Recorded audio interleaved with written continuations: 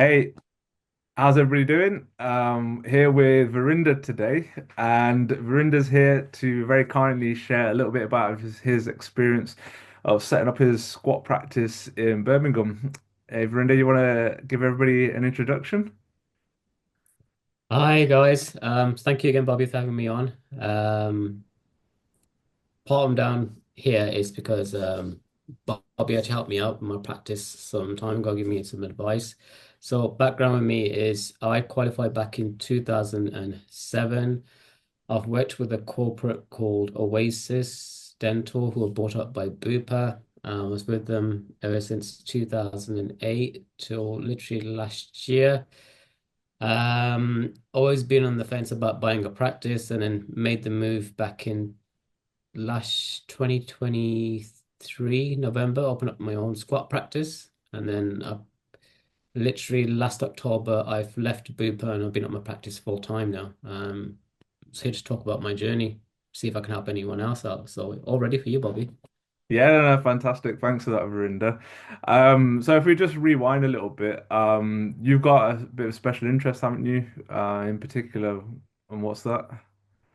So yeah, I have a special interest in doing dental implants. So started learning about dental implants. It was Amit Patel who taught me it back in Shrewsbury back in 2011. Then placed my first implant 2012, and ever since then, just been building up my skill really with implants. Part of it was due to getting help. I've got a mentor. Do you know Anil Shrestha, prosthodontist in central I've London? heard of him, yeah. Um, yeah, he's helped out a lot in just kind of guiding me in the right direction. Whatever he's told me to do, I just did it. Didn't actually think about it, just did the decision.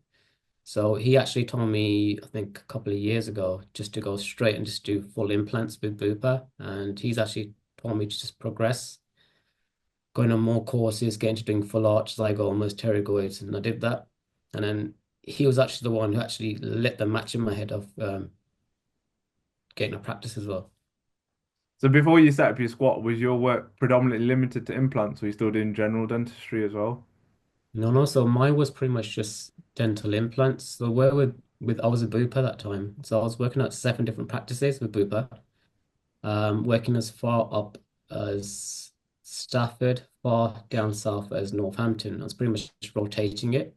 It was good because I was working at different practices, didn't have to see the same people day in, day out.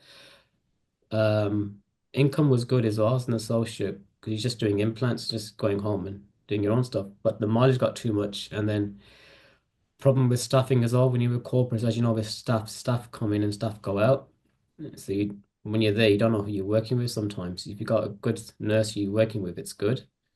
But if the staff isn't there, then it just interferes with the treatment.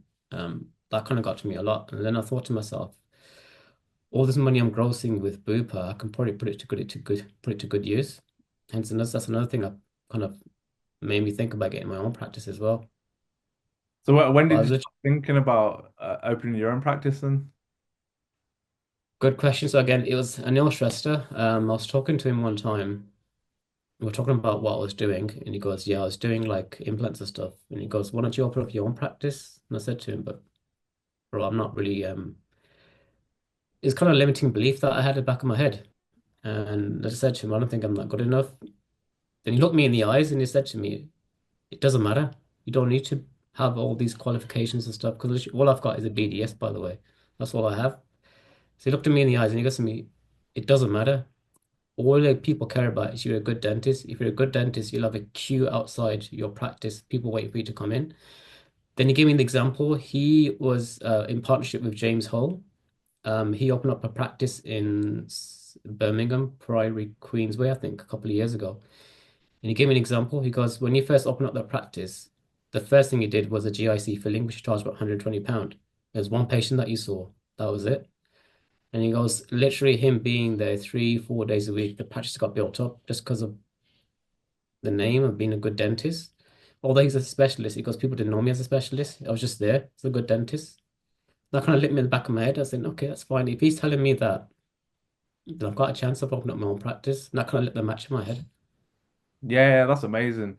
You had somebody kind of inspirational who kind of gave you a bit of a push and help kind of break down that barrier inside your head, really. I think it's one of the biggest things with a lot of dentists is they have that same feeling. And I think the biggest thing is because we're dentists, we're trained as dentists, we're not trained as business people. So it's a lot of fear around opening up your own business because it's like, well, what the hell do we know about business? We're just dentists. True. From my experience, though, the thing is, the sooner you do that, if it's something that you want to do, the sooner you start learning about business very, very, very quickly because you don't have a choice. You're thrown in the deep end, and you're not just a dentist anymore. Now you're a business person. Now you got to learn and understand business. You know what? That's 100%. You just hit the nail on the head then, because obviously I haven't got any business experience. I mean, business experience, the only thing I have is family wise. So my background is my dad is a mechanic, has got a garage, and I used to help him out a lot. I mean, during every summer holiday, bank holiday weekend, I was helping him out. That's probably as much business experience that we had really, but I'm glad I kind of had that in that kind of we were actually dealing with customers then and then seeing how the business involved and how it worked. Fast forward to where I am right now. Don't know where you're going to learn. It's just push yourself in the deep end. The only way you're gonna learn, you can't really go on any. I've learned that now. In any course, wherever, will not teach you dental business. The only thing you do is get in there, step in, go in the deep end. You just learn as long as you go along.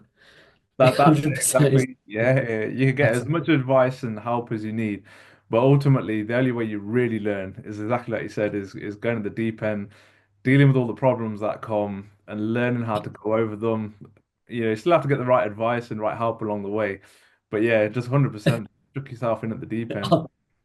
I'm actually laughing because of all the stuff that's coming out of my head now. The thing stuff that I've been through, people I've dealt with as well. It's just you learn as you go along. That's the thing.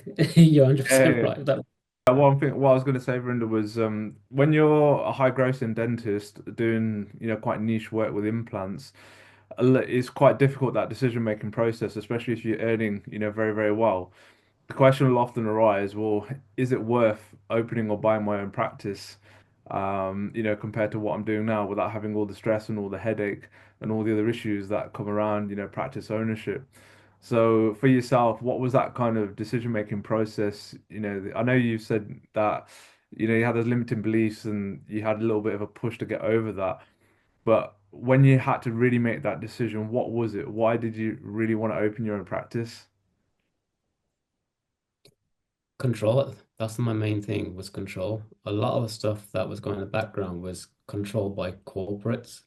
I don't like that at all. In control of like how much equipment, what materials I can use, what labs I can use as well. Labs was a big thing for me. So one thing I can probably remember was I wanted to use a lab that dealt with full arch but digitally. A lot of Bupa labs didn't do digital full arch treatment at all.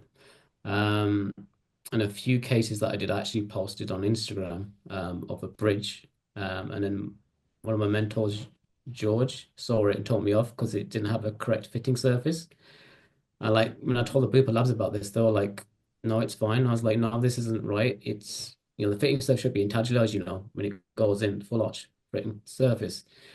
And the labs were like, no, this is fine. This is how it's done. And back here, you're thinking like, what do I have control in this? So this is another good thing. Control of what labs I can use, equipment I can get as well. It's just having control yourself. And then going back to what you were saying about income wise, I knew at the back of my head there's gonna be a drop in income. You're not gonna make much money with the first 2 years or so at the moment, but I know it is for my growth for the future. So at the back of my head, I always had at the back of my head that this is for the best for me, for my future, for my family's future as well. Um, and it'll work out. It just had a kind of belief inside me that it will work out because if I've got the skill and if I'm providing good work with what I am now, people will come and then the money will come. Money also is just a byproduct. It is good to have money, but it's a byproduct. But it's your name where you're trying to get out there, and the growth will come. I know that back in my head, the growth will come and the money will come, but there is going to be a setback, and I didn't care about that. If there's going to be a setback, if I need to sacrifice 1 or 2 years, I'll be happy for it. Yeah, 100%. There always has to be a sacrifice, in business. at some point, it's not all roses, and growing a practice is tough in the beginning stages, in the early stages. But I think one of the biggest points you said there, it's interesting the thing about Bupa because, for me, what I read from that is, it's about clinical excellence and being able to provide the best for your patients. And, if you can't be in an environment that does that or lets you do that, it's not fair to our patients because they're not getting the best treatments that they should be or the best service. But it's interesting that, the corporates, have some kind of control over that, especially when that can have such a detrimental impact on the patient in the long term, and then ultimately you're responsible for that and to deal with that afterwards when things go wrong.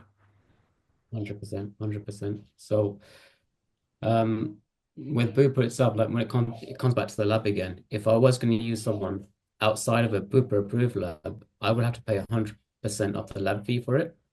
And I was happy to do it again because it's clinical excellence at the end of the day. You're looking after your own patients.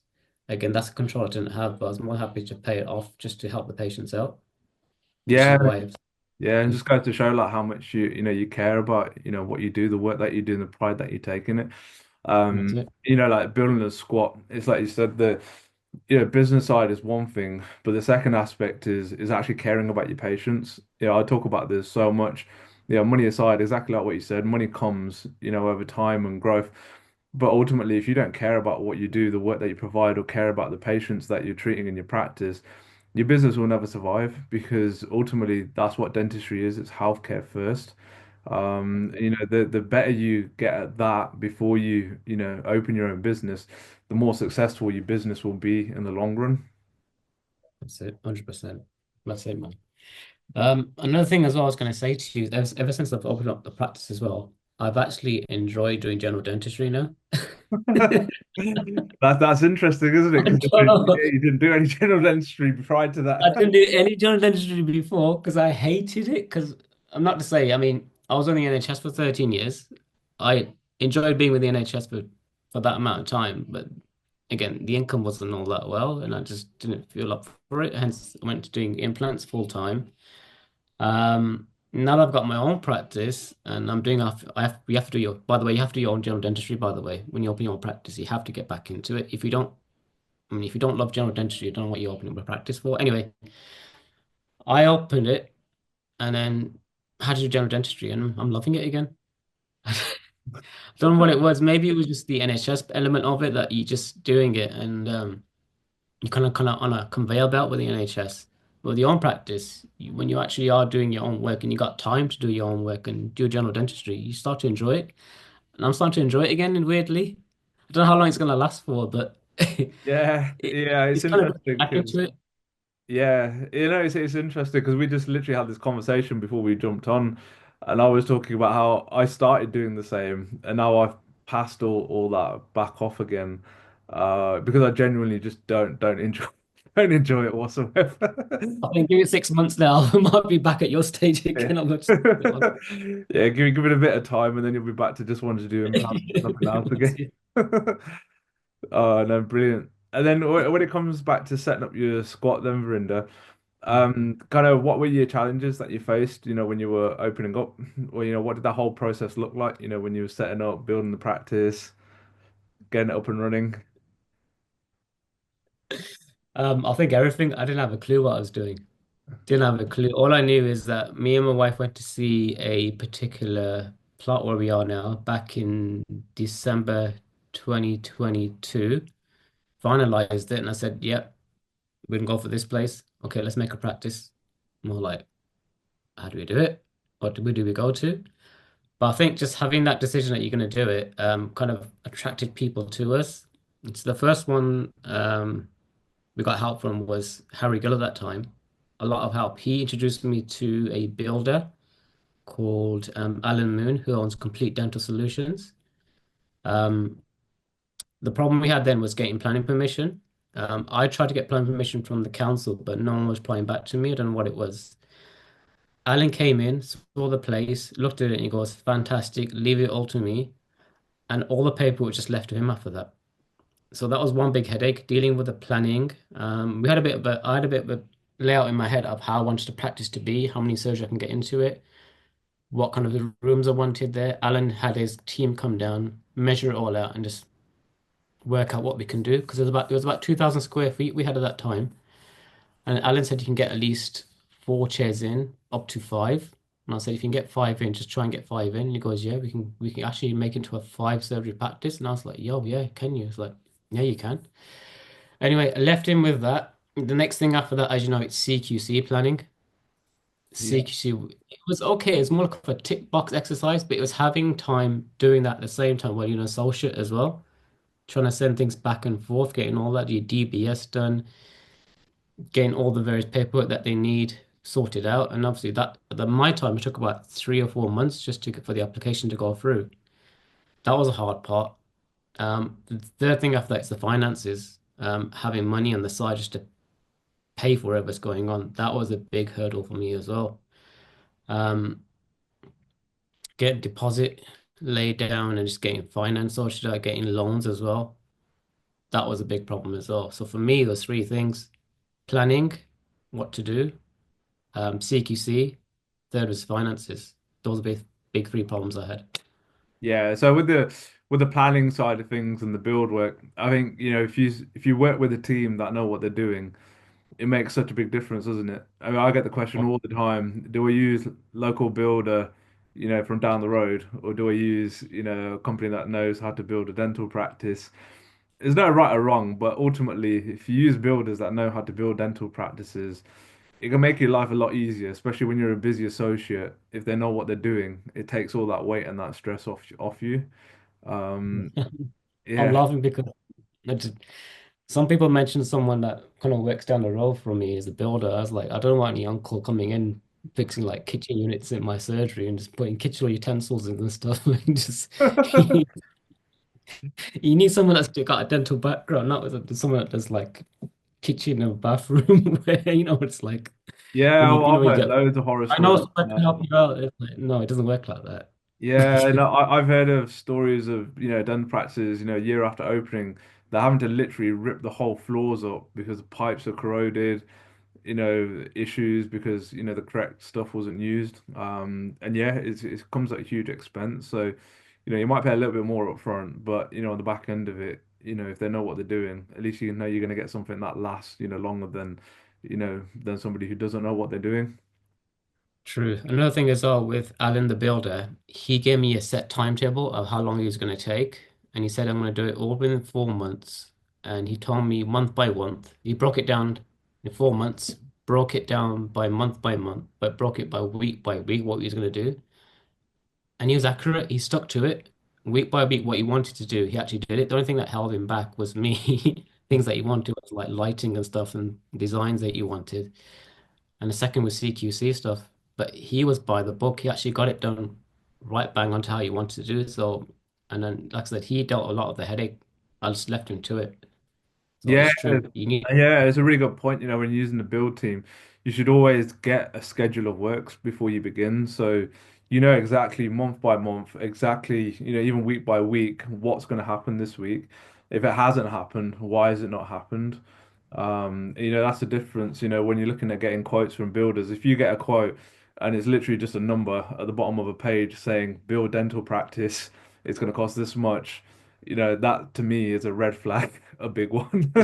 Whereas you get, yeah, whereas when you get a detailed schedule of work breaking down exactly what's costing what and when the work will take place and how long it will take, for me, that's somebody that knows a little bit more about what they're doing and they're a bit more professional. exactly that 100%. Yeah, I'm laughing about it now because it's just scary at that time because he's just trusting someone doing it. But I'm glad I just he just did everything, man. He just sorted the headache out. Honestly, you need a good builder because like Yeah, he's yeah, yeah. You're lucky because I had a hell of a nightmare with my builders. And the work ended up taking, a few months, well, about 3 months longer than what it should have, for all sorts of different reasons. But you live and you learn. exactly. Another thing as well. We talked about CQC as well. Um, when we were opening up close towards the end of October, obviously you have a CQC kind of interview to be a CQC manager. and you have a CQC inspection as well. What the CQC inspector wanted from us was all the don't know what you forgot what you call it now, but all the certificates when the build is done. Unfortunately, we didn't have it ready in time for the CQC what do you call it interview that time. So my CQC inspector at that time said, if you don't have it by this date, we're going to shut your application and you have to reapply again, which take about 4 months. Start just me being waiting for 4 months, twiddling my thumbs with an empty practice. It's not, I've got a nice beautiful practice, but I won't have any patients coming in because it's not been signed off. That really made me panic. And guess who helped out with that? Alan, the builder. Don't know what he did. He saw me panicking a little bit. He actually he said to me, give me the phone, give me her number, I'll phone her myself and find out what she wants. And I don't know what he did to her. He phoned her up there and then in front of me and said, it's not Ravinder's fault that he doesn't have this paperwork. It's us. We're waiting for paper to come back from where we sent it off. Because Virender's made this practice to offer a service to the public. Um, if you want to trust someone, trust me, we'll get the paperwork to you. Just give an extension. And luckily, she gave a week extension for us, and then Alan got it all sorted out within a week. That Uh, was a big headache that as well.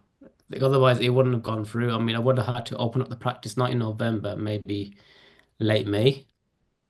But Yeah, if that's with the a thing paper, that sometimes I don't understand. When it comes to building work, getting building control certificates, electrical certificates, things that they want, it's not always within our control. You know what I mean? Sometimes we can't control, when we're going to get things back, but there needs to be that little bit of leeway, and they have to understand from our point of view that amount of significant capital outlay, to be not functioning and running, for another 4 to 6 months, potentially that could bankrupt some people, without 100%. a doubt, without a doubt. And as well as that, you got staff waiting. You might have nurses that have handed in notices elsewhere who are waiting to start work, with yourselves.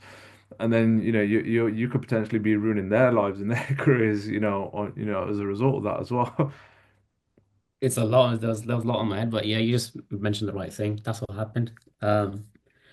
So that was a big headache that I had to go through as well. But it's just again, it's a learning curve. You just live and learn, move on. So you're right. And then with the final thing then, Verinda, that you said, so coming back to finances. So obviously this is, one of the biggest things that dentists get scared of when they're setting up a practice. The amount of money that I'm going to have to put down, the amount of loan that I'm going to have to take. And then I guess the biggest thing is the fear of, am I going to make my money back? And am I going to get patients through my doors? So, I mean, looking back now, obviously it's been a year since you've been open. And going back then, obviously, you had a huge amount of fear around that. How do you feel now that you've been running for a year, and how's it gone? Honestly, it's the best thing I've done. Open up my own practice. The best thing I've done. I wouldn't go back. I would not go back. I mean, I've left Bupa now last year, October. I was clicking my heels when I left that place. And it was the last, you shouldn't say that. But being at my place 5 days a week, it's the best thing I've done. You've got so much more control. You drive into your workplace like this is your baby. You're making it grow, but you're growing it for a good reason. It's going to be yours that you can actually look forward to coming to, doing what you love to do, because you're a dentist, you love what you're doing, don't you? You're there, you want to provide good care for your patients, you love doing your work. And hopefully it's something you can build and sell on later on because you want to build a practice you can sell it on later on. So you've got something there. As an associate, you don't have that. You're just there, work, go home. Fair enough, you got an easy life, you got income coming through, but what are you building towards? Yeah. So for me, it's the best thing I've done. Best thing I've done. I wish I'd done it 5 years ago, honestly. And do you still have those same concerns about finances, or do you feel quite happy and comfortable now where it's heading? I think you have to realize that you're going to get hit the first few months when you open up. You're always going to get that kind of what we call the J curve. So you're going to get a dip in income coming in. But my advice is have some money on the side just for that J curve, that little dip you're going to have when no money is coming in. Um, a big thing for me as well was marketing. I wish I'd advice before I started to start marketing at least 3 months before we started. So I had a wrong advice in starting marketing when we opened up. It wasn't a good choice. Um, I'm actually getting help now from someone with marketing, and their help has helped out a lot with marketing, honestly. Patients have come through, and it's only because of people with bombs on chairs that you actually the money is coming through. Yeah. So marketing, big thing as well. So in terms of finances, having money on the side, having a bit of a loan from a bank, even though people say you're getting a bank loan, having that bank loan just in your bank as a reserve, I think is very important. And now, me people might think of it differently, but I applied from a loan from NatFirst for about £245,000. That reserved, just having it at the back of your, just having it in the bank, it just helps a lot because expenses come up there and then. I mean, last minute expenses come up, things might turn up, things might break, but having that there in your bank, back of your mind just helps a lot. Unless you've got a big reserve of money kind of saved up before, and fair enough. Um, Yeah, and but I then didn't unfortunately. one of the other things I would say is, with the whole marketing thing, you say taking that dip at the beginning. So two of the dentists who opened their practices recently through Squat Success, they actually had the complete opposite. So their first couple of months was just boom, like crazy. Like we're talking six figures, in first month. Wow. For both of them, which was really interesting. Mm. But it's like what you said with the advice with marketing.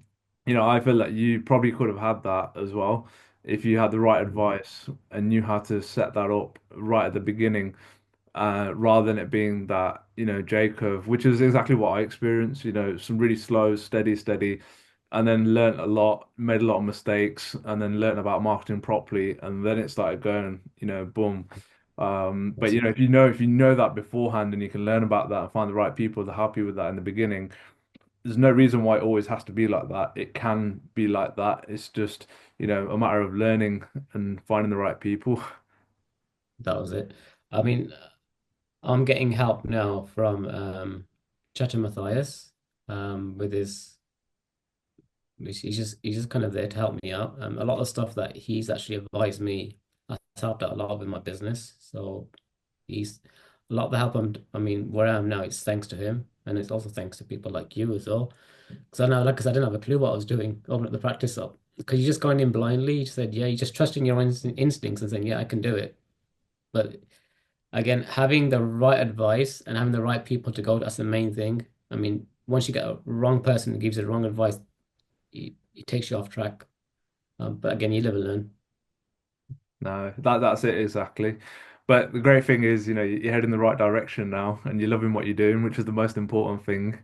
Yeah. So no, thanks for your time, Rindo. Well, just want to ask you one last question, sorry. So, for anybody that's thinking of opening a practice, what would be your top three tips, if they want to set up a squat right now?